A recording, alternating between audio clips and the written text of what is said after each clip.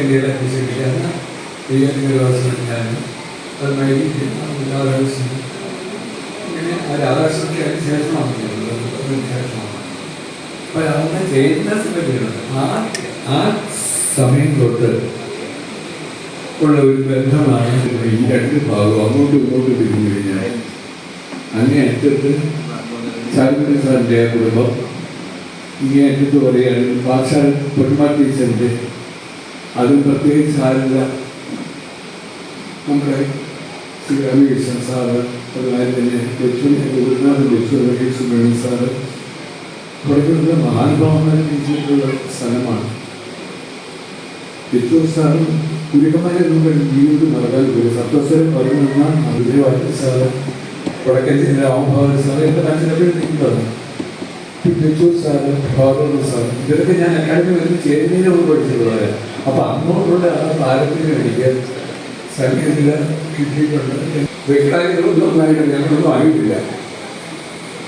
അപ്പം ഇതുമായിട്ടുള്ള ആ കാലത്ത് അപ്പം ഇവരൊക്കെ വായിക്കലോ നമുക്കൊന്നും അറിയാൻ വയ്യ. തട്ടത്തെ പൂച്ച 4 മണിക്കൂർ പഠിപ്പിക്കാനായിട്ടുള്ള കാണാതെ പഠിപ്പിച്ച് അതൊക്കെ എനിക്ക് തിരിച്ചിട്ടുണ്ട്.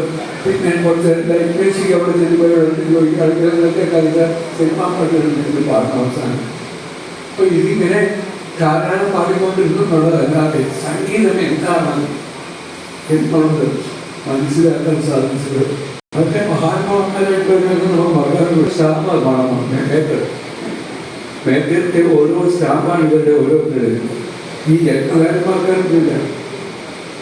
അപ്പൊ അവരുടെയൊക്കെ ആ ഒരു പാരമ്പര്യത്തിൽ നിന്നില്ല, അവരുടെയൊക്കെ ആ പാരമ്പര്യത്തിലാണ് പിന്നെ ആ ഒരു പദ്ധതിയാണ് നമുക്ക് കേരളത്തിൽ കിട്ടുന്നത്.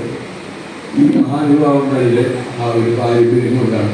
അതിന് ഏറ്റവും പാഠശാലപരമായ ടീച്ചർ, കല്യാണ ടീച്ചർ അങ്ങനെ അവർ 2 പേര് മാത്രമേ ഉള്ളൂ അന്ന് സ്ത്രീകളായിട്ട് കല്യാണം പഠിച്ചിട്ടുള്ളൂ. ബാക്കി എല്ലാ മഹാനുഭാവന്മാരുള്ള ടീച്ചറാണ്. അന്ന് ടീച്ചർ കാര്യം എടുക്കാന്ന് പറഞ്ഞാൽ സെക്കൻഡ് ഇയറിൽ ഞങ്ങളുടെ ക്ലാസ് ടീച്ചറായിരുന്നു പാഠശാലപരമായ ടീച്ചർ. അന്ന് ഇത്ര വർണ്ണം പഠിപ്പിച്ചിട്ടുള്ളൂ. ഫസ്റ്റ് ഇയറിൽ തന്നെ അന്ന് 10 വർണ്ണം പഠിപ്പിച്ചു പണ്ട്. അപ്പോൾ ഈ വർണ്ണമൊക്കെ അത് ഞാൻ പഠിച്ചിട്ടില്ല. എന്നിട്ട് ഭാസ്കരൻ ലേഖനം ഒക്കെ അത് പഠിച്ചുകൊണ്ടിരിക്കുന്നുണ്ട്. ഇതെല്ലാം ഞാൻ പിന്നെ പഠിച്ചിട്ടുണ്ട്. അപ്പോൾ ഈ സെക്കൻഡ് ഇയറിൽ വന്നപ്പോഴാണ് ടീച്ചറിൻ്റെ ക്ലാസ്, സാറിൻ്റെ ക്ലാസ് ഞാൻ പഠിച്ചു. ഇത് അന്ന് പഠിച്ചുകൊണ്ടിരിക്കുന്ന ഒരുപാട് പേരുണ്ട്. കാനറ്റായിട്ടൊക്കെ പറഞ്ഞു വന്നതെന്ന് പറഞ്ഞാൽ ഇന്നത്തെ പുതിയ തലമുറയ്ക്ക് പഴയ ആളുകളെ മറക്കാതെ പറഞ്ഞു കൊടുക്കണം. അവർ വന്ന് ആ പാരമ്പര്യം സ്വാധീന സംഗീത കോളേജിൻ്റെ പാരമ്പര്യം അവിടെ ആരൊക്കെയായിരുന്നു അധ്യാപകർ.